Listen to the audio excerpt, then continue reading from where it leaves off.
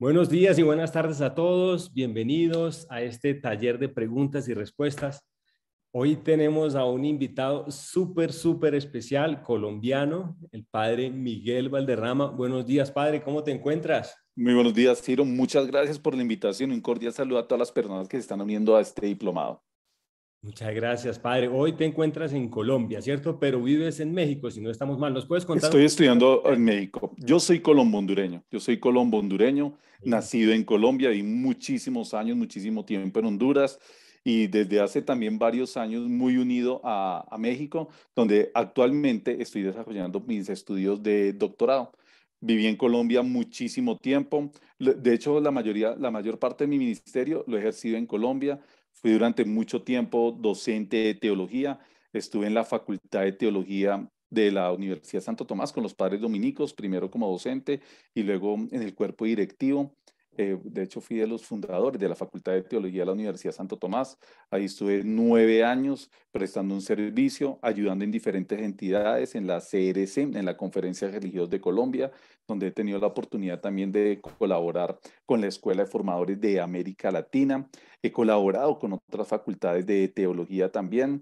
He prestado también un servicio pastoral, sobre todo en la época de diciembre y de Semana Santa, que son tan fuertes para nosotros. Siempre procuro salir a misión y desde este año ya comenzando, reiniciando otra vez mis estudios de doctorado en responsabilidad social en CDMX. Mi tema, lo que más me gusta a mí es la teología sistemática, la teología dogmática, especialmente lo que profundiza con los pensadores de América Latina, los pensadores latinoamericanos. Y pues bueno, gracias Ciro por haberme invitado. Llevo 16 años de ordenado sacerdote y, Bueno, y no sé. bueno. Y falta una parte muy importante de tu vida que es tu evangelización digital. ¿Nos la cuentas al final? Porque tú eres un súper rockstar, como leí por allí en un artículo. ¿Te gusta, Sí, cierto, la evangelización? pues todo nació con la pandemia. O sea, cuando nosotros nos confinaron, que creo que la mayoría de nuestros países en América Latina tuvimos un confinamiento muy estricto, Ujú. entonces yo me fui para Boyacá, o sea, frente al encierro me fui donde mi familia en Boyacá y ahí estuve encerrado. Y los jóvenes y los niños de la parroquia siempre me hacían preguntas. Yo ayudaba muchísimo en la formación de los niños y de los jóvenes de la parroquia. Entonces me comenzaron a hacer preguntas y ellos alguna vez me habían hecho un TikTok, pero en la cuenta que ellos tienen. Yo ni siquiera sabía que era TikTok. Entonces me comenzaron ahí a hacer un videíto muy cortico y ese videíto que me hicieron ellos tuvo muchísimas vistas. Entonces ellos me decían, ellos encerrados en sus casas, yo encerrado en Tunja, en Boyacá con mi familia. Claro. Entonces comencé a hacerles videitos pequeños que decirlo, la verdad, y para la gente que está viendo el diplomado, para mí mis videitos eran malos, porque yo no tengo trabajo de edición, no tengo ni luces, ni una buena cámara, yo simplemente pongo el teléfono y cuando pongo el teléfono, entonces la gente me hace una pregunta. Entonces la gente pregunta muchísimas cosas, que yo me doy cuenta la gran sed de Dios que tiene tanta gente, sobre todo la población juvenil y los niños, y que entran en redes sociales a buscar esas respuestas. Buscar. Entonces me hacían preguntitas, cantidad de preguntas, y yo en un minutico, que era lo que TikTok nos daba en ese momento, ahorita ya se ha empleado 3 minutos, entonces yo la respondía. Y así a la semana hacía 2 o 3 videitos. Cuando de un momento a otro me di cuenta que los videos comienzan a tener gran cantidad de visualizaciones, que me comienzan a llegar cantidad de preguntas, cuando me comienzan a llamar de diferentes emisoras, de diferentes sitios. Qué Es bueno. más, en un tiempo llegué a ser el cuarto sacerdote más seguido de América Latina. O sea, es que fue en cuestión de un año que llegué a tener casi 300.000 seguidores. Este año, lamentablemente, una vez ya terminado el confinamiento, entonces que tocó volver al trabajo, tocó volver a las diferentes actividades, que tocó retomar los estudios. Entonces, pues he descuidado un poquito esa parte de la evangelización digital, pero sí no la quiero dejar. Quiero retomarla en estos días. De hecho, hace poquito, debido a tantos temas, abrí otro canal de TikTok que solo lo tengo enfocado a hablar de la vida de los santos. Y mi idea era todos los días, en un minutico, hablar de la vida del santo de cada día. Y entonces lo comencé a hacer muy juicioso, lo suspendí, eso es de hace poquito, estoy hablando de hace 15 días. Sí. Y entonces lo voy a retomar en estos días, fueron como 5 o 6 días que no pude subir el video, pero sí es un compromiso que tengo, que creo que la vida de los santos nos enseñan demasiado a nosotros, esos grandes intercesores, ese ejemplo, ese testimonio que nosotros tenemos de cómo nosotros realmente podemos tener una vida rica en virtudes, cómo podemos tener un seguimiento fiel a nuestro Señor Jesucristo dentro de la iglesia, si ellos lo pudieron hacer con tantas dificultades que tuvieron en sus momentos, entonces eso es una motivación para todos nosotros. Claro. Entonces sí, empecé con TikTok y sí, que he perdido muchos seguidores últimamente porque pues no he subido videos, pero lo quiero retomar y estoy pensando también algo que me han pedido muchísimo en TikTok y es comenzar a hacer formación. Y lo que me he dado cuenta, la gente, la mayor formación que están pidiendo es formación bíblica. Entonces también tengo un canal de YouTube, tengo poquiticos videos en mi canal de YouTube, no tengo más de 15 videos, que son charlitas que a veces he dado, es diferente. Ahí tengo mis clases en la Conferencia Religiosa de Colombia, en la CRC, ahí las subí cuando estábamos en la parte también, en el confinamiento, que fueron virtuales las clases, ahí las tengo. Y también de un momento a otro, cada videito de esos, que es una clase, también más de 1000 vistas. Y Wow. quiero, es un propósito que tengo antes de terminar este año, de pronto en septiembre, en el mes de la Biblia, comenzar a hacer formación bíblica gratis, ¿no? Para todo el mundo, para el que quiera acceder. De pronto después con alguna universidad, yo soy muy cercano a las universidades católicas en Bogotá y también a algunas universidades católicas en México. Entonces, a ver cuál de estas universidades también se anima para que les certifiquemos la formación bíblica que ellos hagan de manera viendo pues los videitos con los talleres que yo quiero hacer en el canal de YouTube. Qué bueno, pero esto lo vas a hacer paralelo a tu doctorado, porque es un tema más de Sí, responsabilidad social, ¿no? O sea, te va sí, a sí, tocar en sí. algún punto de pronto definir qué línea coger o, bueno, las tomas las dos. Sí, bueno, ahorita el doctorado, yo estoy en la línea de educación, cultura y sociedad. Entonces, realmente yo tengo dos pasiones, que son la evangelización y la educación. Y entonces lo estoy enfocando más hacia la parte de la educación, pero ya desde la parte evaluación, currículo, legislación educativa, administración educativa, que pues es lo que yo desde hace mucho tiempo he estado trabajando. Qué bueno, padre. Pues cuéntenos a todos en dónde te pueden encontrar en las redes sociales antes de comenzar con nuestro taller que está súper interesante. En TikTok, P. Miguel Valderrama. En mi canal de YouTube también P. Miguel Valderrama. Y en Instagram también P. Miguel Valderrama. Es muy sencillo, es muy fácil. Son las Perfecto. 3 redes que estoy utilizando en este momento. Y pues ahí entonces bienvenidos para que todas las preguntas que tengan, también, bueno, no solo preguntas, también aportes que quieran hacer, que ustedes quieran aportar algo sobre Mariología, quieran aportar algo sobre teología dogmática, sobre eclesiología, sobre lo que están viviendo nuestros países de América Latina, lo que está viviendo en estos momentos Nicaragua, que es terrible lo que está pasando en estos momentos allá con la iglesia. Entonces, esas intervenciones, todos esos aportes que ustedes quieran hacer en mis redes sociales, pues son para el servicio de todos. Perfecto y muchísimas gracias. Para todos, anímense por favor, porque el padre da una, mejor dicho, cátedra, responde preguntas, es espectacular. Y para comenzar entonces, el objetivo de este taller es que tú nos vayas contando, como lo haces también en tus redes, un poco sobre los fundamentos de nuestra fe, porque a veces, pongámoslo así, nos corchan. Hablamos con alguien, con algún hermano separado, nos dice cualquier cosa y nosotros quedamos ahí aburridos. Entonces, las preguntas que hemos diseñado las diseñamos como en 3 o 4 grupos. Y quiero comenzar, o nos gustaría comenzar por estas preguntas más un poco de nuestra fe, de poder de alguna manera defender lo que nosotros sabemos o lo que deberíamos saber y poder conversar, dialogar con un hermano de nuestra vida, de vida separada, ¿cierto? Y Listo, sí. comienzo con la primera pregunta y es un poco para aclarar el tema de Adán y Eva. ¿Adán y Eva existieron? ¿Eso cómo es? ¿Cómo funciona? Muy interesante la pregunta, Ciro, gracias. Bueno, nosotros cuando vamos a algunos libros de la Biblia, especialmente los del Pentateuco y especialmente el Génesis, debemos tener muy claro que estos libros no son históricos, son libros teológicos que buscan dar una respuesta a las preguntas que se hacían los israelitas en ese momento. Estos dos personajes hacen parte de, llamémoslo así, del mito de la creación. Es Ok. una figura alegórica, como muchos relatos de las diferentes tradiciones que nos trae el texto del Génesis.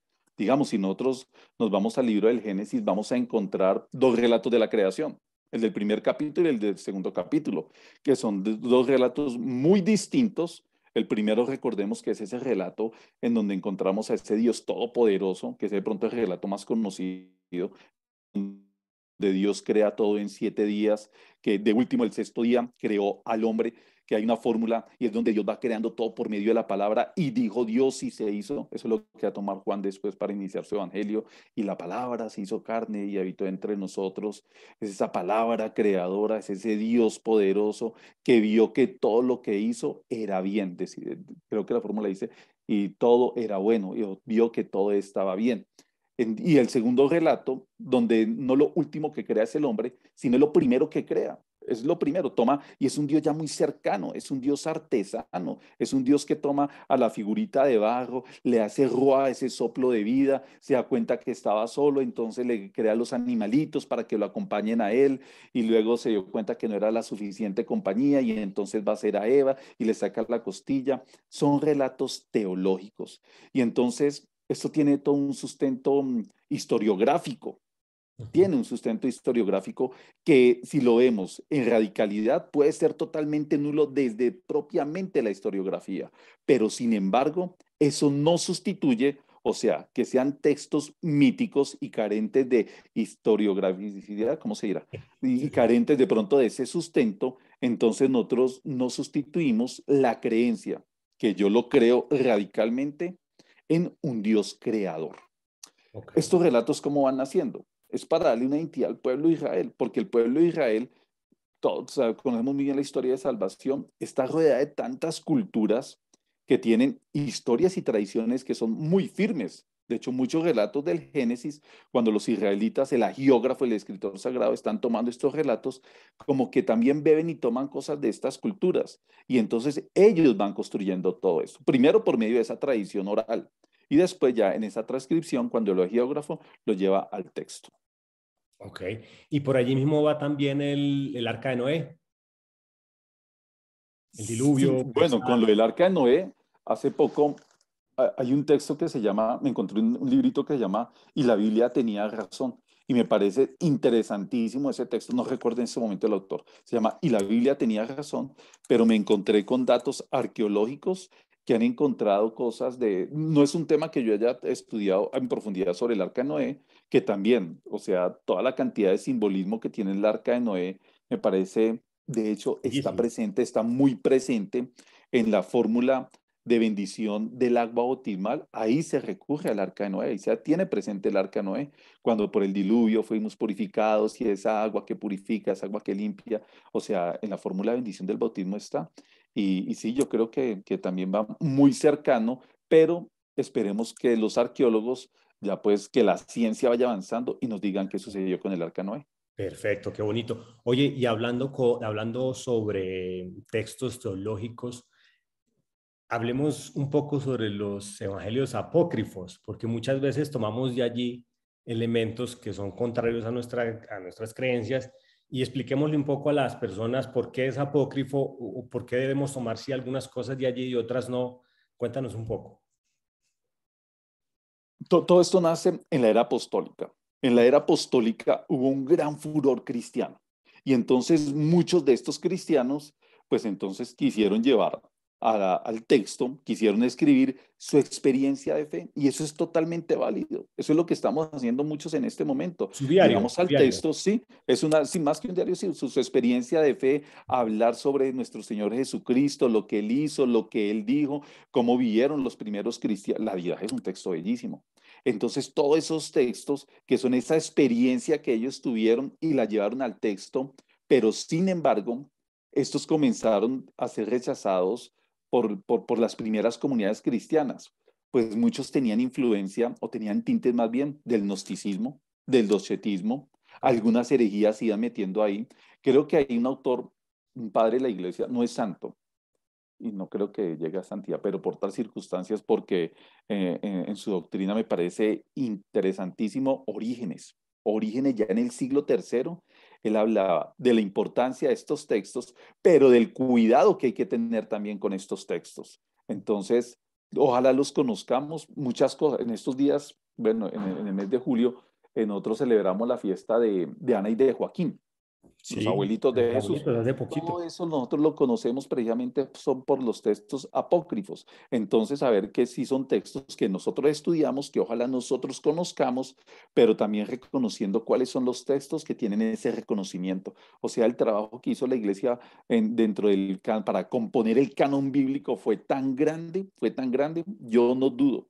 Yo estoy seguro que la presencia del Espíritu Santo, cuando se estableció el canon, ahí estaba el Espíritu Santo para que tengamos los textos que hoy nosotros tenemos en la Biblia. Que Entonces, son frente a los válidos, textos claro. apócrifos, Ujú. conocerlos, pero conocerlos, pero con las reservas que pues debemos tener frente a un texto que sabemos que no es canónico.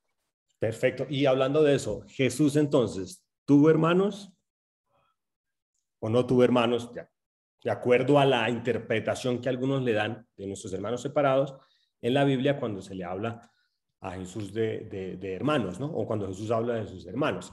Expliquemos o aclaremos eso un poco que todos tenemos que tener claro. Para mí, o sea, para mí no tuvo hermanos de carne, pero sí muchos textos bíblicos que nos hablan de los hermanos de Jesús.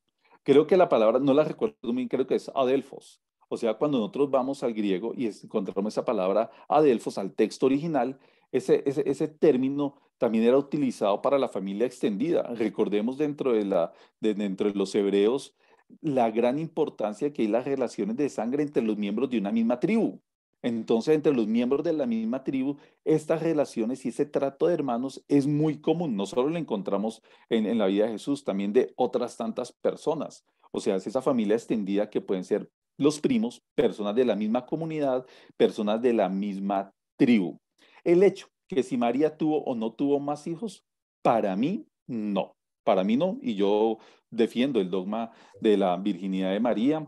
Y pues, si algún día se dice que sí, que realmente tuvo más hijos.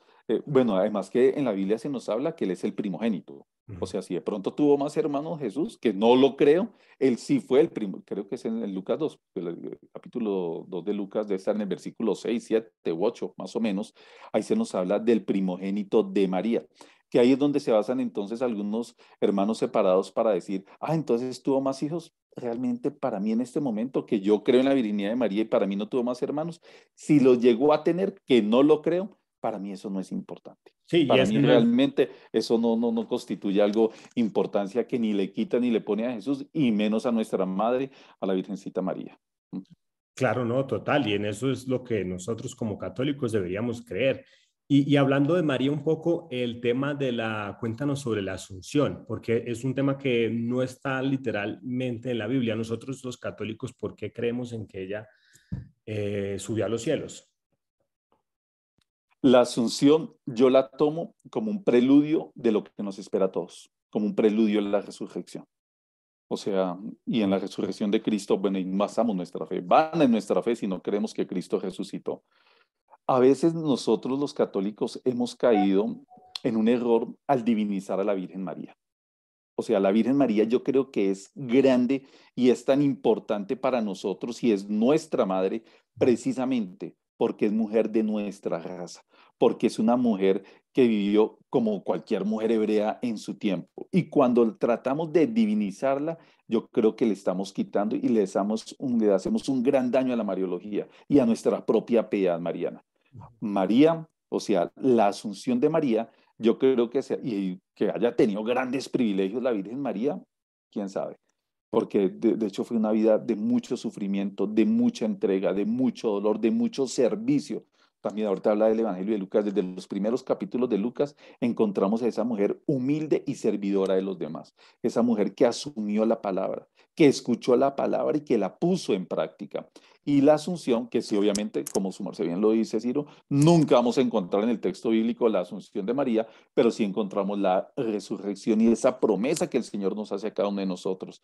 Y lo que experimentó la Virgen María en la Asunción es el preludio, como esa esperanza, ese ánimo que tenemos todos nosotros de saber que también nosotros algún día participaremos de la resurrección de nuestro Señor Jesucristo. De la gloria, qué Creo bueno. que la Asunción, creo que la Asunción, más que de pronto nosotros enfocarla como sí a lo que subía en cuerpo y alma al cielo, nosotros ojalá lo hagamos y lo asumimos como algo de esperanza para la vida del cristiano o sea, es cristológico. O sea, el tema de la asunción yo creo que es cristológico visto desde la resurrección de nuestro Señor Jesucristo y la promesa que Él nos hace a todos nosotros. Y ahí entra la Virgen María como ese preludio de lo que nos espera a todos.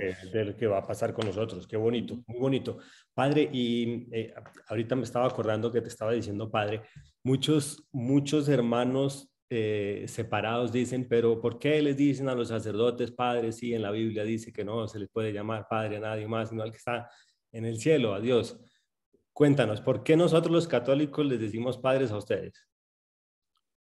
Pues la explicación que alguna vez encontré es que porque tiene que ver con el sacramento del bautismo. Nosotros sabemos en el sacramento del bautismo es donde nosotros adquirimos la condición filial de hijos de Dios. Nosotros antes del bautismo somos, eso lo explica muy bien San Juan Eudes en un texto bellísimo que se llama, no me acuerdo si es contrato entre Dios y el hombre o pacto entre Dios y el hombre. Entonces, San Juan Eudes en ese libro nos dice, un gran santo, ojalá algún día sea doctor de la iglesia de San Juan Eudes, él en ese libro nos dice que nosotros antes del bautismo somos criaturas de Dios, somos, somos de la creación de Dios, somos creados por Dios.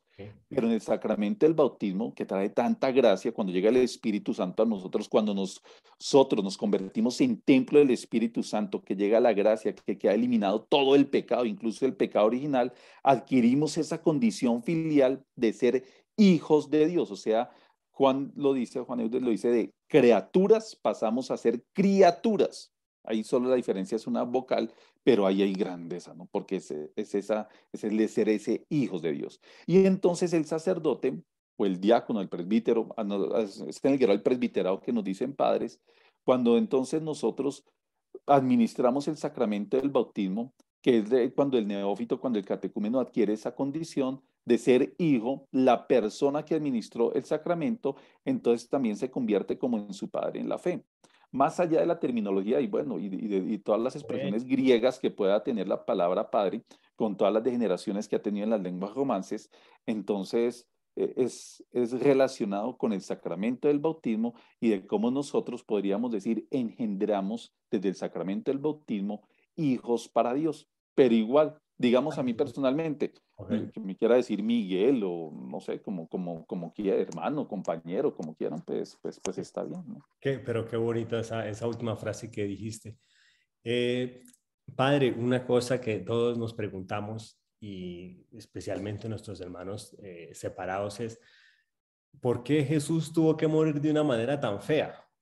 ¿Por qué? ¿Por qué no pudo haber sido, digamos, un poco más mágico, por así decirlo, ¿no? Eso es lo que esperan nuestros hermanos separados, ¿no? Que hubiera de pronto dado la orden, la instrucción, nos convertimos todos. ¿Por qué no hay eso?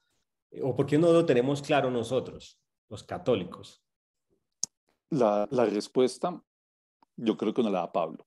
Hay uno de mis textos favoritos, que lo conocemos muy bien los católicos, que es Filipenses 2, donde está ese himno cristológico impresionante que es la kenosis.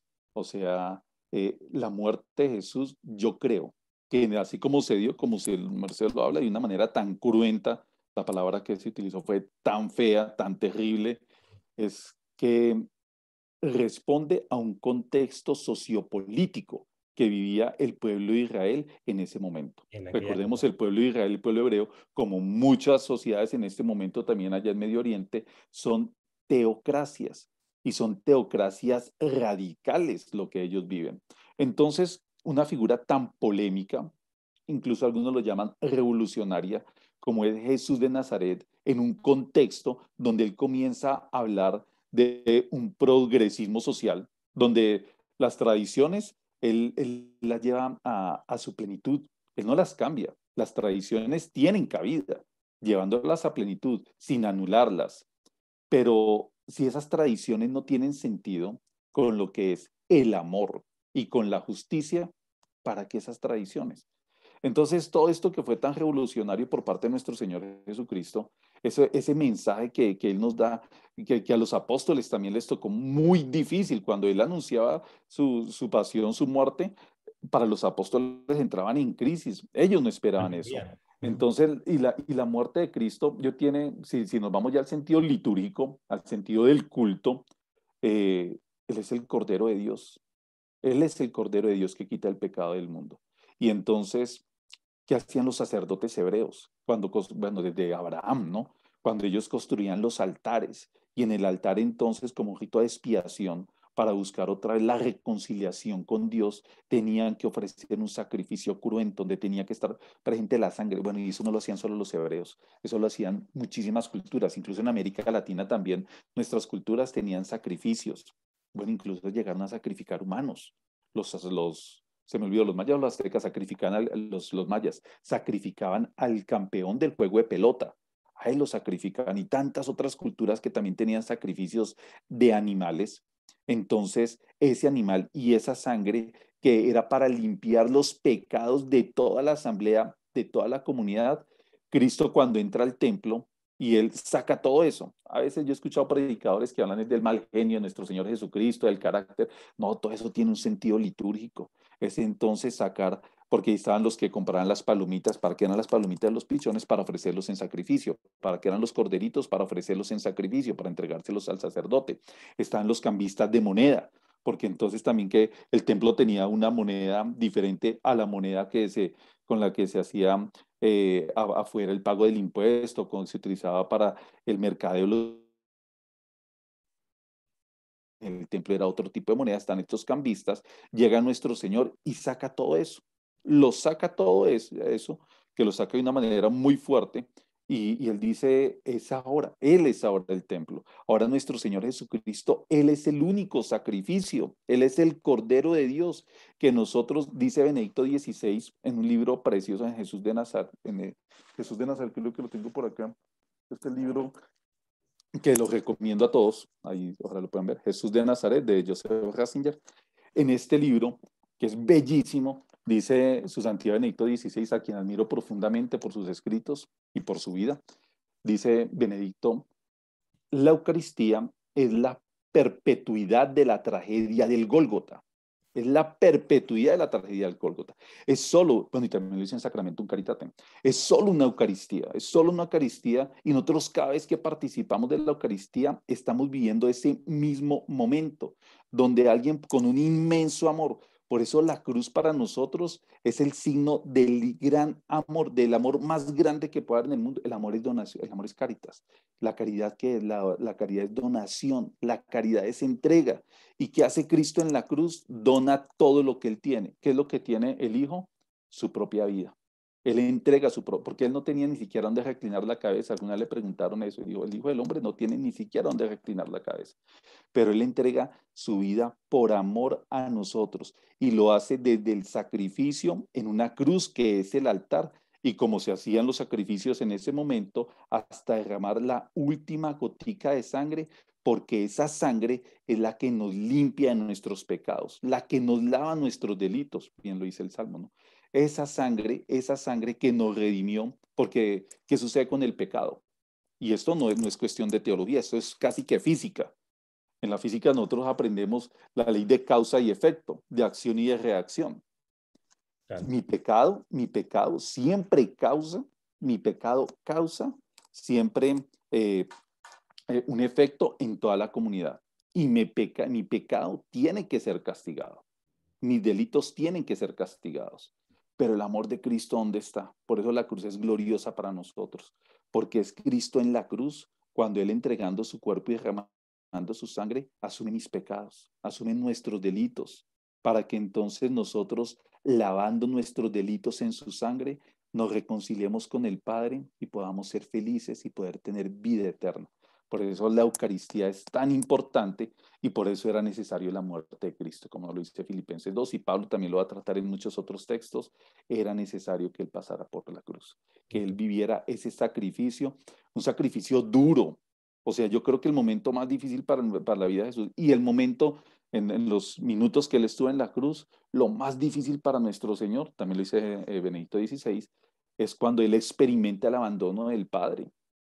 Yo he escuchado predicadores que los respeto mucho que dicen, no, que el Señor estaba rezando salmos cuando dice, Dios mío, ¿por qué me has abandonado? No sé, respeto a los que dicen eso, pero me quedo más con lo que dice su santidad Benedicto XVI, y es que Cristo realmente experimentó ahí el abandono de su Padre. Pero el Papa también nos dice, nos da la respuesta. Entonces, ¿dónde estaba el Padre en ese momento tan duro en la vida de Cristo? Sufriendo con su hijo. Y a veces el sufrimiento, los que son padres de familia en este diplomado, saben que a veces para un padre de familia el sufrimiento, Muchísimo. que el sufrimiento en carne propia. Y ahí estaba el padre sufriendo con su hijo. ¿Por qué?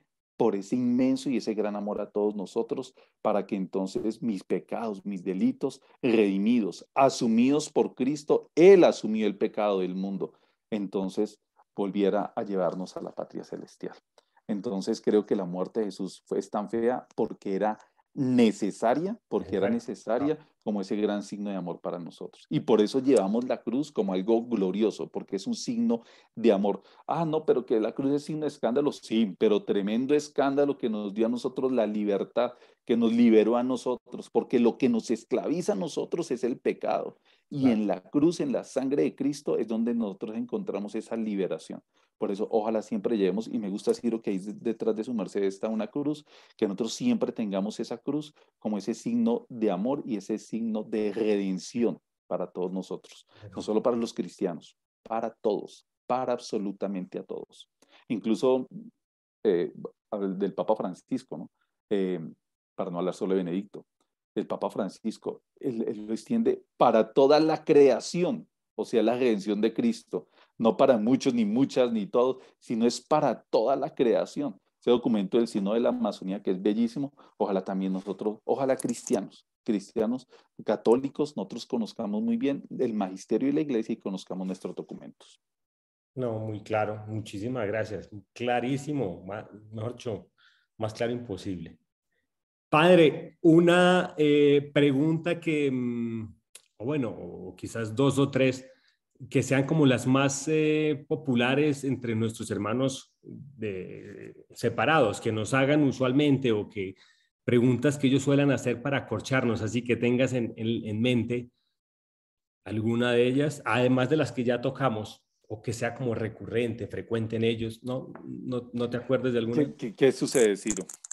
Yo le compartí al inicio que yo estuve mucho tiempo en la facultad de teología y he trabajado mucho en facultades de teología. Y cuando iniciamos la facultad de teología de la Santo Tomás con los padres dominicos, entonces una de las poblaciones a la que nosotros nos dirigimos fue precisamente iglesias cristianas no católicas, porque pues veíamos interesante y llegaron, ellos nos buscaron, llegaron de diferentes iglesias a estudiar teología con nosotros, que fue una experiencia muy enriquecedora y muy interesante. Entonces, hay un documento de Juan Pablo II que es bellísimo, se llama Ut Unum Sint. Ojalá todos los cristianos conociéramos ese documento Ut Unum Sint, que está inspirado precisamente en, en lo que nos enseña, en lo que dice en la oración sacerdotal, en Juan 17, que todos sean uno como tú y yo, Padre, somos uno. No te pido por mí, sino te pido por ellos. No, la oración sacerdotal bellísima. Y entonces ese Ut Unum Sin, que todos sean uno, que nos recuerda a su santidad Juan Pablo, bueno, eso también lo dijo Juan 23, que nos recuerda a su santidad Juan Pablo II, es verdad, hay cosas que nos dividen. La persona de María, el primado de Pedro, la figura del Papa, algunas cosas que son más doctrinales, no tanto dogmáticas, pero lo que nos une es más fuerte. O sea, lo que nos une con nuestros hermanos separados es la palabra y la persona de Cristo. ¿Qué no puede ser más fuerte que nuestro Señor Jesucristo y que la palabra para estar unidos a ellos? Y entrar a veces en esas discusiones, entrar en esas conversaciones eternas que a veces terminan en peleas Sí, con los hermanos separados, eso no vale la pena. no O vale. sea, yo creo que esto no vale la pena. Ojalá nosotros, ¿cuál es la manera de defender la fe? Benedicto nos lo enseñó en Aparecida. Cuando el Papa Benedicto vino aquí a América Latina en Aparecida, nos habla de la evangelización. Y él decía, que hay que evangelizar no con proselitismo. Esa no es la manera de evangelizar. De acuerdo. El discurso inaugural del Papa Benedicto en Aparecida dice, tenemos que evangelizar. Es que una invitación a ser misioneros, como los discípulos, esa disyuntiva es necesaria, y misioneros. Entonces, ¿cómo nosotros somos misioneros? Con el testimonio de vida. Cuando yo vivo el amor, cuando yo vivo la justicia, cuando yo acepto absolutamente a todos, cuando yo no discrimino, cuando yo vivo los valores del reino, los consejos evangélicos, ahí realmente yo estoy evangelizando. Pero entonces entrar en discusiones eternas donde ellos no se van a convertir, obviamente no nos van a convertir a nosotros, ojalá no nos conviertan a nosotros. Esas discusiones yo creo que se deben ser replanteadas y más bien trabajar juntos, Eso. hacer cosas juntos para que entonces logremos. Yo tengo experiencias bellísimas con los alumnos protestantes o los alumnos de iglesias cristianas no católicas. También ellos, vean, yo admiro una de mis mejores amigas en Bogotá, una gran amiga mía, que ella no es católica, ella es presbítero anglicano. Es más, les digo el nombre, es la doctora Loida Sardiñas, es gran amiga mía. Yo creo que la persona que más conoce el pontificado de su santidad, el Papa Francisco, en todos sus documentos es ella. Es doctora en teología, es doctora en teología y su nivel académico es tan alto que ella en este momento, siendo presbítero, no católica, sino cristiana anglicana, las dos facultades pontificias que tiene en Colombia, la tienen a ella, Qué la bueno. tienen a ella. O sea, ella está en la Pontificia Universidad Javeriana, donde dicta tanto en el pregrado y en los posgrados, y dicta en el doctorado de la Pontificia Bolivariana, en teología. Y es alguien no cristiana católica, es cristiana anglicana, y con ella, yo trabajé hace mucho tiempo con ella y nos hicimos muy buenos amigos. Creo que jamás hemos tenido una discusión, siendo ella de otra confesión y yo de otra confesión, por temas de dogma, temas de doctrina, temas Qué bonito. bíblicos.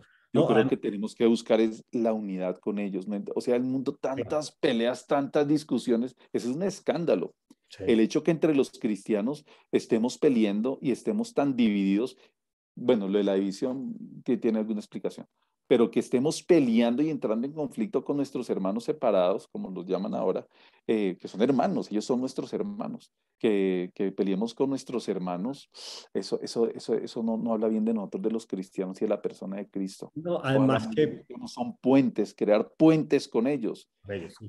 Incluso Ecumenismo. se da cuenta algo, sí, esa palabra ecumenismo, si su merced da cuenta, Ciro, o los que son estudiosos de los documentos de la iglesia, últimamente en los documentos ya no se habla, sí se habla de ecumenismo, pero se está utilizando más otra expresión, que es diálogo interconfesional. ¿Por qué? Para mí la palabra diálogo, ecumenismo, es totalmente válida, pero es precisamente por respeto a ellos, porque para ellos, ¿cómo han asumido la palabra ecumenismo?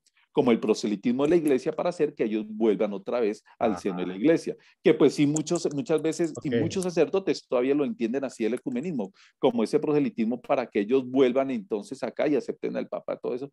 No, en cambio cuando hay un diálogo, es ya el reconocimiento del otro. Y entonces en ese reconocimiento nosotros dialogamos, generamos y creamos puentes y buscamos consensos para poder nosotros alabar al mismo, es el mismo Dios, Es para correcto. poder trabajar, o sea, tanta gente, o sea, en el mundo tantos problemas que hay y nosotros peleando por una cita bíblica, la Biblia no Claro. es para pelear, la Biblia no No, es para eso. no, A mí realmente me parece, pues las personas que lo hacen los respeto mucho, pero digo, podrían estar evangelizando de una mejor manera. O sea, tanta gente que necesita que se lleve la misericordia, tanta gente con tantas necesidades, o sea, tantos jóvenes realmente sedientos de Dios que quieren conocer a Dios, que realmente necesitan de Dios y que se encuentren a dos cristianos peleando porque esta cita bíblica es así o porque esta cita bíblica es así o que porque ustedes o que porque nosotros no. El conflicto y la pelea eso no evangeliza, y eso no está, evangeliza a nadie. y está de moda, ¿no? Sobre todo en redes sociales. Y es ridículo porque partimos de la base que todos nos salvamos, ¿no? Los ortodoxos también se salvan, los musulmanes también, los budistas, todos vamos también para el cielo. Entonces, es una discusión que no tiene de pronto fondo, como tú dices. Bueno, y eso de que todos nos salvamos, ese es un tipo de ¿Cómo va herejía, eso? ¿no? Cuéntanos, Sí. ¿cómo va eso ahí? Para mí el criterio de salvación, yo asumo el criterio de salvación que nos enseña Jesucristo. Mateo 25:31.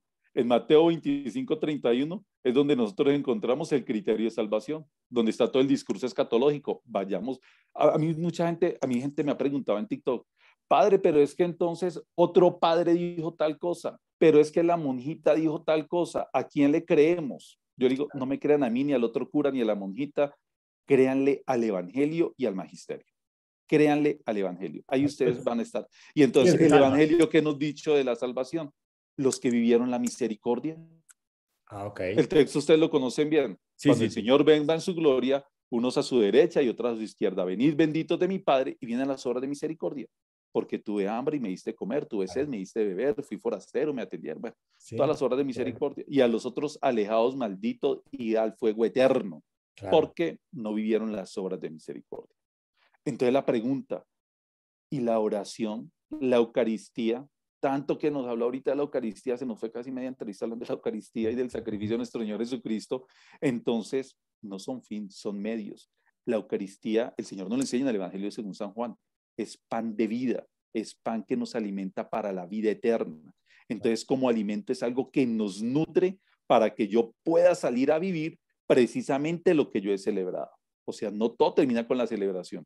La celebración, yo en la celebración me alimento con su palabra, me alimento con su cuerpo, para entonces yo ya nutrido y fuerte de lo que he celebrado, poder salir a vivir las obras de misericordia, que es Claro. el amor, o sea, las obras de misericordia del amor. Nosotros nos salvamos, bueno, eso también lo habla el Concilio Vaticano II. Vayan y busquen en el Concilio Vaticano II lo que son las semillas del verbo, a la pregunta. Entonces, el Papa Francisco, la gente quedó escandalizada. Cuando un niño, eso fue hace como 4 años, un niño ahí en el Pablo VI le preguntó, su santidad es que mi papá es ateo, mi papá se salva o no se salva. ¿Y qué le dijo el Papa Francisco, que fue un escándalo para muchos? Dijo, es que los ateos se pueden salvar incluso más fácil que muchos cristianos. Si él Claro. es un buen ateo, pues entonces Las horas de obviamente se va a salvar. misericordia, Si él vive correcto. el amor, si vive la misericordia, ¿cómo no se va a salvar? Claro, En claro. cambio, cristianos, al que más se le ama se le exige. En cambio, cristianos que conociendo la palabra, que participando en la Eucaristía y viven destrozando a su hermano, que no creen en la justicia social, que no creen en la promoción de los pobres, de las clases menos favorecidas, que discriminan, que hablan mal del otro. Qué increíble. Entonces, esas cosas, Sí. no sé, y tanto que han recibido, al que más se le da, más se le exige. Bueno, mucho más claro aún. Y hablaste de fuego y hablaste de escándalo. ¿Cómo podemos nosotros superar el tema de la Inquisición, padre? De lo que la iglesia hizo desafortunadamente y ya pidió perdón y todo lo demás. ¿Cómo podemos superar ese traspiés que tuvo la iglesia hace cientos de años? Es que juzgar la historia es tan difícil porque entonces los criterios que se tenían en ese momento son muy diferentes a los que tenemos nosotros ahorita y que van a cambiar, que van a cambiar. O sea, para nosotros en ese momento, ¿qué es lo más importante? Todo lo que tiene que ver con derechos humanos y ahorita con el medio ambiente Es es verdad, la casa importantísimo. común, sí. En la época medieval, que era lo más importante, la salvación del alma. Era lo más importante, era la salvación del alma. Ujú. Entonces, ¿qué pasó con la Inquisición? Es verdad, era una lucha contra las herejías en la Edad Media. Sobre todo fue en España, donde también estaban afianzándose demasiadas herejías. Pero no fue tan, no quiero justificar la Inquisición, Claro. nunca la justificaría. Pero realmente, si somos fieles a la historia, no fueron tantas personas, no fueron tantas muertes. O sea, sin hacer apología de lo que hizo la iglesia en Claro. ese tiempo, ni de las torturas y los castigos de la época, la iglesia sí, sí, procurando la salvación de las almas de muchas partes de personas, fue donde se cayeron en este tipo de prácticas. Obviamente, a la luz de nuestros tiempos, suena como algo terrible. Claro. Y bien lo decía su merced ahorita, Ciro. Y la iglesia ha sido acertada en reconocer este error, Ujú. porque pues sí, se atentó contra la vida humana, que es una de las bases del de la doctrina social de la iglesia, del cristianismo doctrinal. Claro. Bueno, excelente tema para entrar en la actualidad. Dejemos el pasado y entremos en la actualidad. Preguntas muy concretas, padre, que todos tenemos en nuestra cabeza. Tatús. ¿Qué pasa con los tatús, con los tatuajes? ¿Cómo lo Esa ves? pregunta me la hicieron, me la han hecho muchísimas veces en TikTok. Y Y yo piercing. me puse, sí, yo me puse a buscar qué decía el magisterio de la iglesia sobre los tatuajes y los piercing. El magisterio de la iglesia, el Papa Francisco sí tiene alguna exhortación, que no sé, creo que fue en Filipinas, no sé en dónde, que él exhortaba a todos los sacerdotes a conocer la cultura del tatuaje. Es lo único que encontré que han Eso. dicho los papas que está en el magisterio de la iglesia. Entonces muchos, pero es que el libro de Levítico, no, el libro de Levítico dice muchas cosas. O sea, Sí. el libro del, no nos podemos quedar en el libro de Levítico. En el libro de Levítico los hombres no nos podríamos cortar la barba, no podríamos comer camarones, no podríamos andar con ropa que tenga algún roto. Bueno, y Wow. eso ya, menos mal, Cristo Claro. ya superó todas esas cosas. Entonces, sobre los tatuajes, sobre los piercings y sobre todas otras cosas, yo creo que, que Dios quiere la felicidad de sus hijos. Dios quiere la felicidad de sus hijos. Y en eso va la autenticidad de cada una de las personas que se tiene. Entre cada uno de nosotros, cada uno somos distintos y cada uno debe tener la posibilidad de expresarse libremente como parte de su autenticidad. Yo sí que le digo a los jovencitos en TikTok cuando me han preguntado por los tatuajes y por los piercing. A mí me gusta mucho una definición de San Agustín de Hipona sobre el pecado. Dice San Agustín de Hipona que, ¿ves? Me fue la imagen. Dice San Agustín de Hipona que yo cometo el amor tiene tres dimensiones: el amor a Dios, el amor al prójimo y el amor a nosotros mismos. Así mismo es el pecado. Yo cometo pecado cuando ofendo a Dios, cuando ofendo al prójimo o cuando me ofendo a mí mismo. Si yo con mi tatuaje siento que estoy ofendiendo a mi prójimo, si yo con mi tatuaje siento que me estoy ofendiendo a mí mismo, entonces para mí en ese momento el tatuaje sí se constituye en un pecado. Si yo con el tatuaje o con el piercing, entonces estoy haciéndole tener un mal genio a mi mamá, a mi papá, a mis hermanos mayores, a mis profesores, yo creo que en ese momento en que yo ofenda al otro, sí se convierte En pecado y en pecado. en algo a replantear. Incluso cuando yo estaba en eso de los tatuajes, me encontré con los cristianos, creo que son los cristianos de Irak, que ellos, cristianos católicos, para identificarse entre ellos, se tatúan, se hacen unas crucecitas acá en la parte del antebrazo Wow. y ellos tienen el tatuaje. Y yo conozco cantidad, yo nunca me haría un tatuaje, personalmente yo nunca me lo haría, pero yo sí, yo conozco muchos religiosos que están tatuados. Entonces, desde la libertad, y si no está ofendiendo a nadie, pues yo en este momento no le encuentro todavía nada para censurar y el magisterio y la iglesia tampoco lo ha hecho todavía. Perfecto. Padre, ovnis y vida extraterrestre. ¿En qué vamos allí? ¿Ovnis y vida extraterrestre? Sí, ¿en qué No vamos sé. en nuestra iglesia? Aún Pues no conozco que la iglesia haya hablado todavía del tema, no, me no voy a hablado, poner a pues, investigar, ok. pero, pero bueno, yo creo que, que negarnos la posibilidad de que de pronto exista, bueno, es que ahí entraríamos que en la discusión de qué tipo de vida, si vida inteligente realmente existen en otros, sabemos que el universo es infinito, Claro. entonces pretender que seamos los únicos, no sé qué tan atrevido sea eso.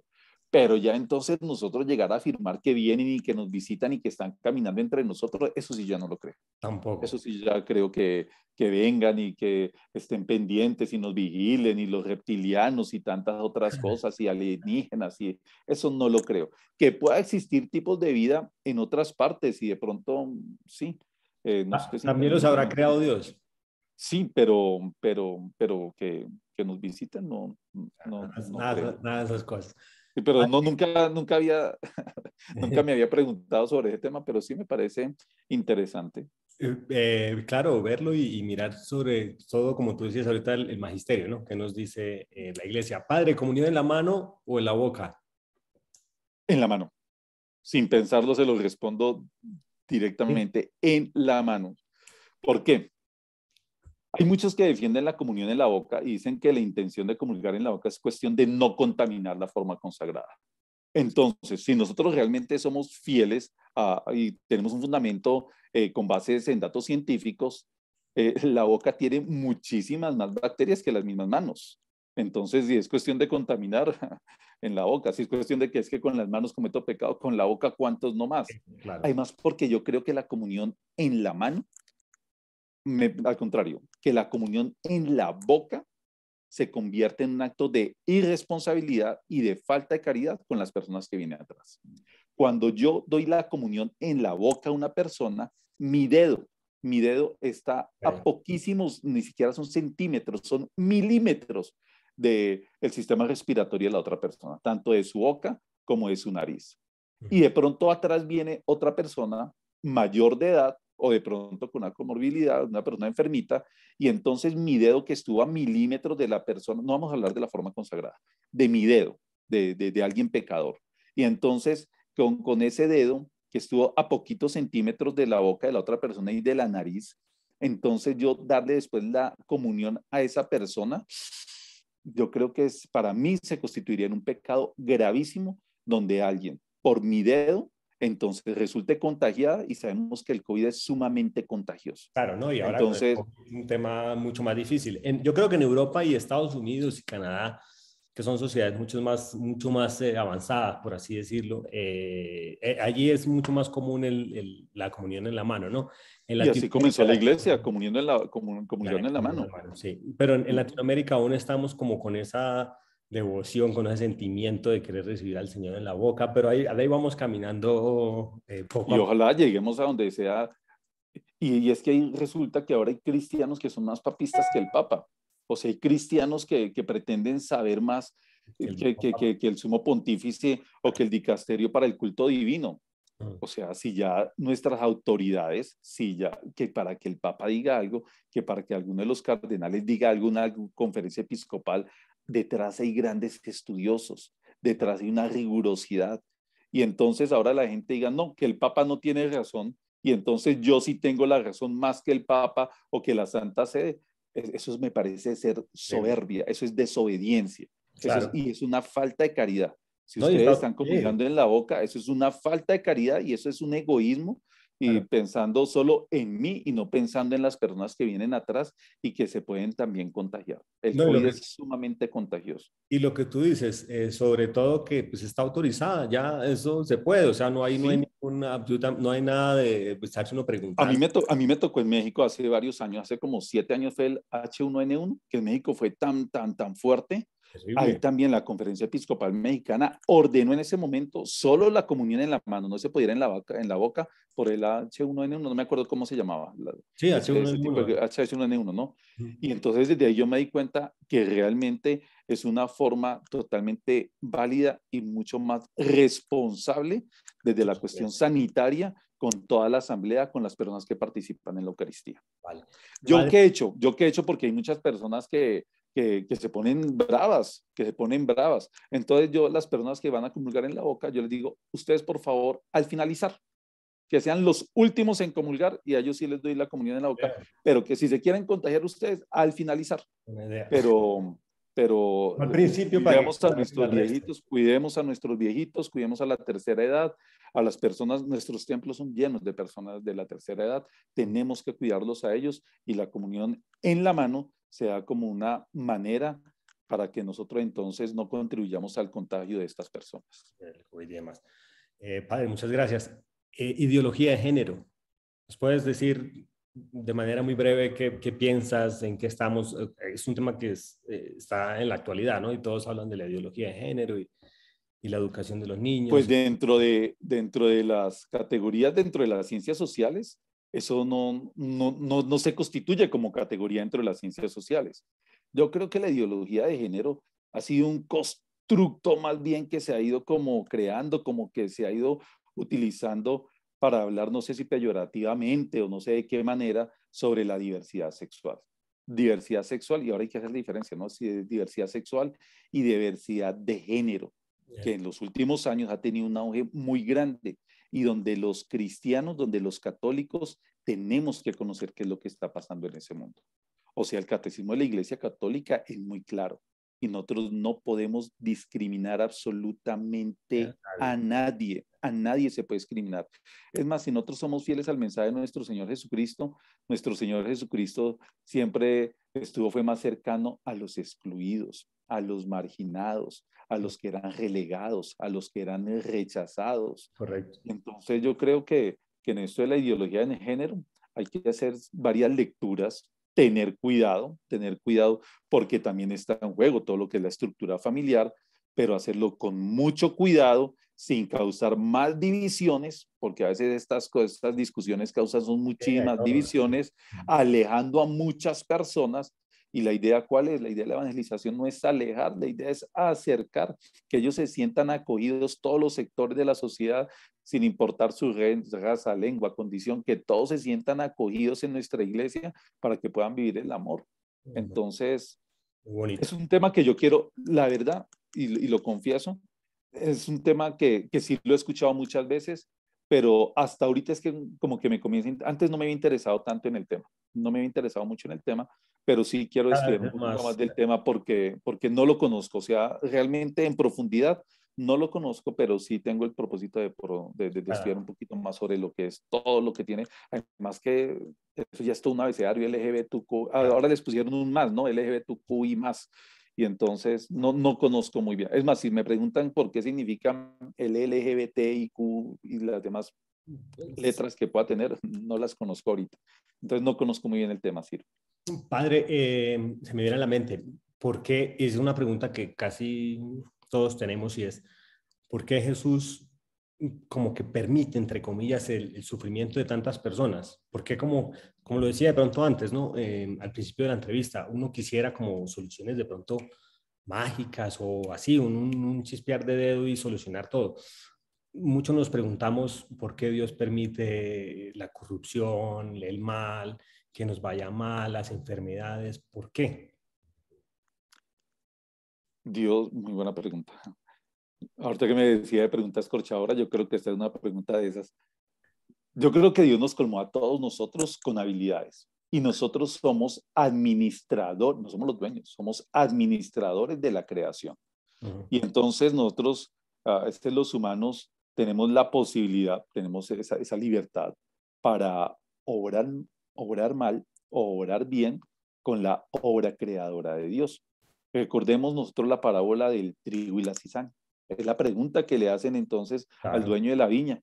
Señor, ¿y es que acaso sembraste cizaña? No, fue el enemigo el que vino y la sembró. ¿La cortamos? No, ya llegará el día de la siega. Ese día de la siega, entonces ahí ya la pueden cortar. ¿Por qué? ¿Por qué?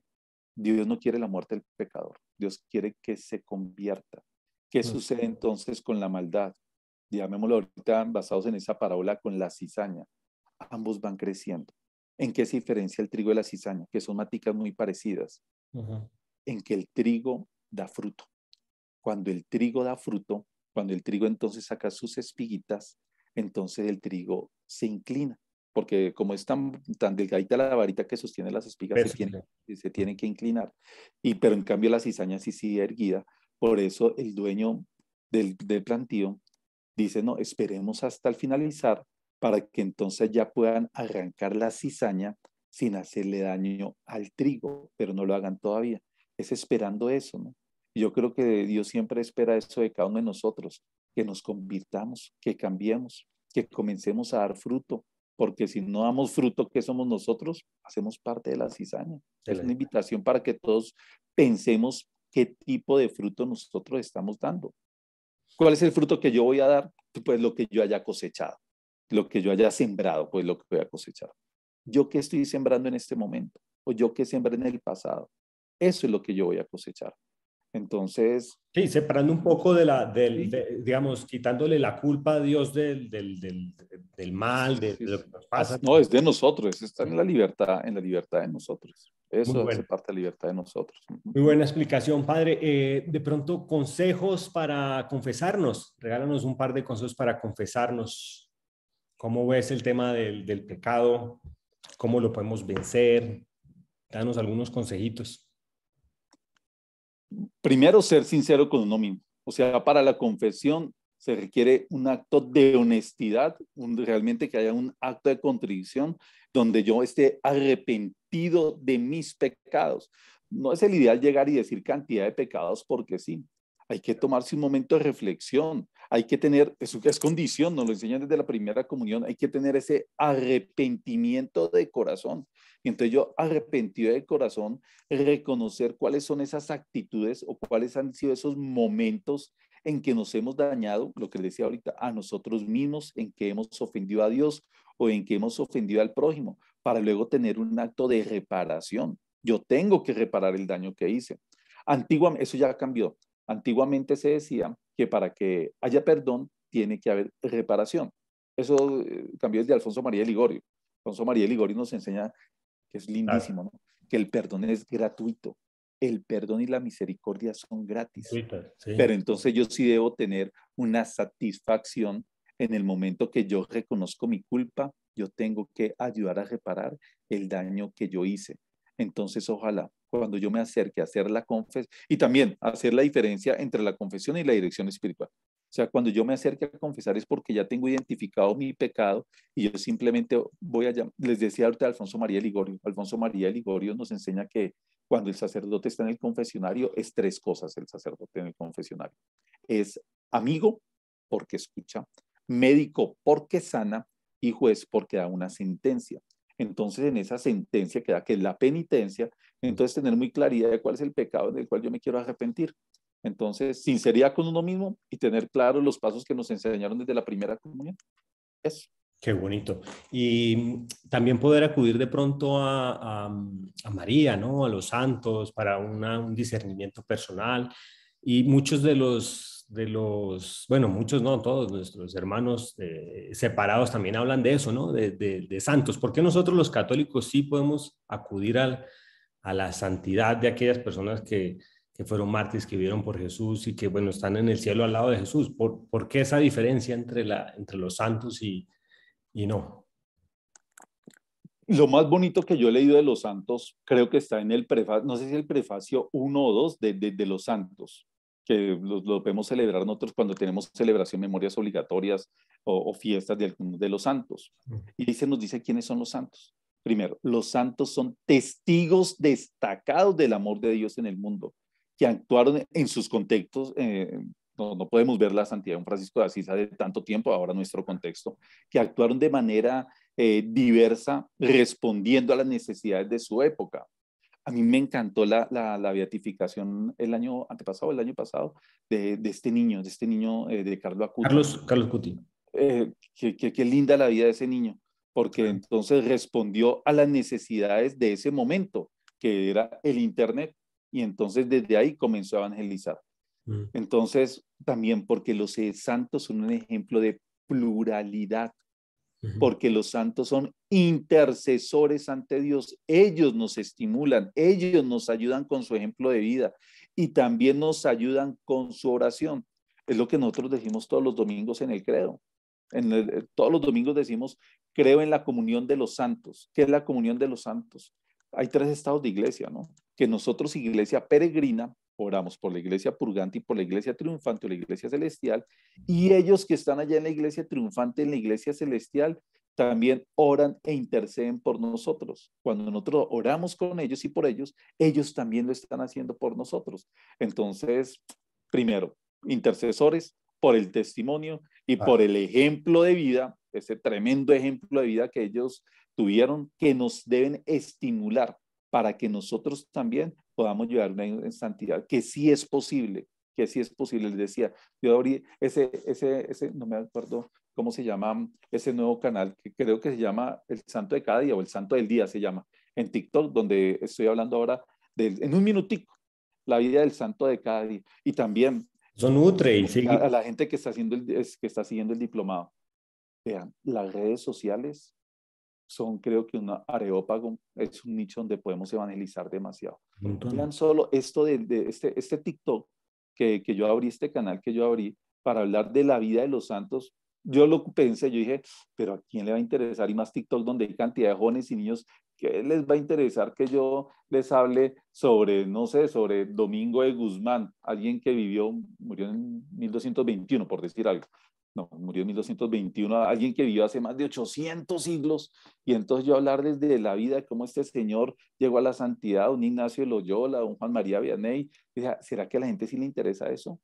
Ciro, en cuestión de, o sea, yo creo que solo tengo como 6, 7 videitos ahí, y ya hay 27.000 seguidores en este canal. Increíble. 27.000. Increíble, Que increíble. digo, y a mí me gusta ver mucho los comentarios de los jovencitos y de los niños hablando de la vida de los santos y preguntando, y entonces comienzan a hablar de la medalla de San Benito y de los sacramentales, de todo lo que rodea la vida de los santos, de Santa Marta. Ese sí lo subí, me tocó el día de Santa Marta, ese lo subí, y entonces la cantidad de preguntas sobre Santa Marta, sobre María Magdalena, ese también lo hice, el de María Magdalena, y también fue muy bonito decir, vea qué interesante que los jóvenes evangelizadores. Yo me imagino que la gente que está haciendo este diplomado, la mayoría son apóstoles, son evangelizadores, son personas que quieren asumir su condición discipular y misionera para, respondiendo a ese compromiso bautismal, llevar el evangelio a todos los lugares. Eso es lo que nosotros tenemos que hablar. A mí me duele, bueno, sí, pues bueno, me llama la atención cuando yo escucho a tantos católicos y tantos predicadores con tanta riqueza que hay que hablar desde la palabra y desde la vida de nuestros santos, desde el magisterio y la iglesia, que se ponen a hablar de otras cosas. Es verdad lo que sucedió el día anterior, o las cuentas de la parroquia, o sus viajes, o su experiencia familiar. Sí, son cosas lindas y cosas interesantes, pero por favor, o sea, nosotros tenemos una riqueza inmensa en la iglesia que ojalá podamos compartir y que motiva a muchos. O sea, no sé en la iglesia por qué se está metiendo ese coaching o esa teología de la prosperidad y tantas cosas. No, eso no es católico. Nosotros sí tenemos cosas, el Papa Francisco lo ha advertido, dice la iglesia no puede caer en lo que hacen todas las ONGs. O sea, la iglesia no es una ONG. O sea, nosotros llevamos el evangelio y hay cosas muy lindas en nuestra iglesia, y eso es la vida de los santos que podemos compartir y que motivan a mucha gente. Ah, que eso no motiva. Vean, un canal con 7 videitos, 27.000 suscriptores en cuestión de 15 días. Espectacular, muchas Imagínense. gracias. Muchísimas gracias por esas recomendaciones de evangelización, de cómo poder sí, seguir a Cristo. Espectacular, de verdad, muchísimas gracias. Padre, yo creo que se nos acaba el tiempo, entramos como en los minutos finales. En una frase para la gente que hoy en día se encuentra deprimida, triste, ¿cómo podemos nosotros llegarle a ese tipo de personas? Bueno, en una frase o dos, mejor dicho, ahí para cerrar. Bueno, está muy difícil. Yo creo que en las cosas de Dios sucede con las virtudes teologales. O sea, sucede con la fe, con la esperanza y con el amor. ¿Cómo nosotros crecer en virtudes? Compartiendo las virtudes. O sea, yo crezco en la fe en la manera en que yo comparto mi fe. Yo voy creciendo en la virtud de la esperanza cuando yo animo a otros a tener esperanza. Y yo voy creciendo en el amor cuando yo doy amor. A veces la tristeza, bueno, la depresión, no vamos a entrar, ya es un tema patológico, pues ir al psiquiatra, ¿no? Entonces, de pronto las personas que están angustiadas, que se encuentran tristes, que se encuentran de pronto en un sentido de la vida, comenzar a ayudar, comenzar a ver al otro, violentarse a ellos mismos y poder vivir en el amor. Cuando uno vive el amor, cuando uno ayuda en un apostolado, cuando uno vive la caridad, cuando uno está en función del otro, ese es el sentido cristiano, es asumir al otro como prójimo. Cuando yo asumo a mi hermano, como nos lo enseña Jesucristo, es mi hermano porque tenemos el mismo Padre. Recordemos la parábola del buen samaritano. El parábola del buen samaritano es la pregunta que le hace el maestro de la ley a nuestro Señor Jesucristo, ¿no? ¿Quién entonces es mi prójimo? Y él se viene la parábola, ¿no? ¿Quién se portó como prójimo? Fue un samaritano que los judíos, como tratan a los samaritanos, como perros los trataban. Entonces, bueno, hay unas condiciones históricas para que se llegue a descalificar hacia los samaritanos. Entonces, cuando yo asumo al otro como mi hermano, que uno no escoge a sus hermanos, nuestros hermanos de sangre son por designio divino, uno escoge a sus amigos, pero no a su familia. Pero entonces, al asumir al otro como hermano, a esa otra persona que Dios puso en mi vida para que yo pueda estar con él, para que yo pueda vivir por él y yo lo ayude a esa persona, la caridad, la misericordia, hablemos del texto de Mateo 25:31, esa es la mejor manera para encontrarle un sentido a la vida. Porque en estos momentos hay mucha gente triste, hay mucha gente sin sentido de su existencia, precisamente porque nos hemos metido en este mundo capitalista, Claro. en un yoísmo, en un egoísmo, No en sale de buscar ti mi mismo. bienestar, no salir de mí. Y entonces no, se trata es de yo darme. El amor, lo decíamos hace poquito, es donación. es entregarme al otro, es dar mi vida por el otro. Sí. Y ahí es cuando yo tengo el sentido de la existencia. Es el punto número 1 del Catecismo de la Iglesia Católica. ¿Para qué nos creó Dios? Punto 1 del Catecismo de la Iglesia Católica. Vivir en el amor. En Padre, una frase sería esa, vivir en el amor. creo que hemos cerrado esta entrevista de manera 5 estrellas. Perfecto. Vivir en el amor. Nos vamos a quedar todos con esa frase. Dios te bendiga. Muchísimas gracias Muchas por gracias. haber aceptado nuestra invitación. Creo que hemos aprendido muchísimo. Ha sido una entrevista muy, muy rica desde todos los puntos de vista, actualidad, teología, todos, todos. De verdad, mil gracias. Dios te bendiga. Te deseamos éxitos en México, en tus estudios. Muchas gracias, Ciro. Cualquier Y cosa por acá. seguimos también cualquier cosa a la orden, ahí tienen mis redes sociales, cualquier cosa en lo que yo les pueda servir, soy un servidor. Y terminemos haciendo una pequeñita oración, encomendándonos a nuestra Madre del Cielo, encomendándonos a la Virgencita, ella que es ese modelo de vida cristiana, ella que escuchó la palabra, ella que puso en práctica, que asumió lo que el Señor le pedía, ella que es esa servidora de los demás, ella que también sufrió viendo el padecimiento, el sufrimiento, la muerte de su Hijo.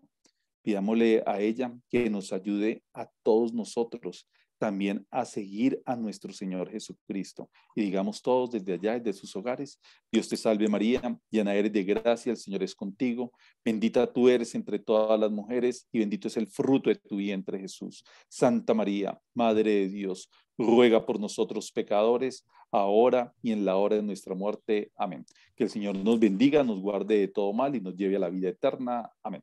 Gracias, padre. Muchas gracias, Ciro, y seguimos en comunicación. Y a todos los participantes del diplomado, síganlo haciendo, conozcan Unisan Pablo.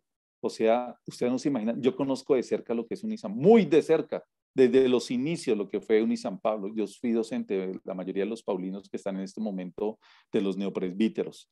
Y yo sé el gran esfuerzo que han hecho los padres paulinos, la Sociedad de San Pablo, por tener una universidad de excelente calidad en la ciudad de Bogotá.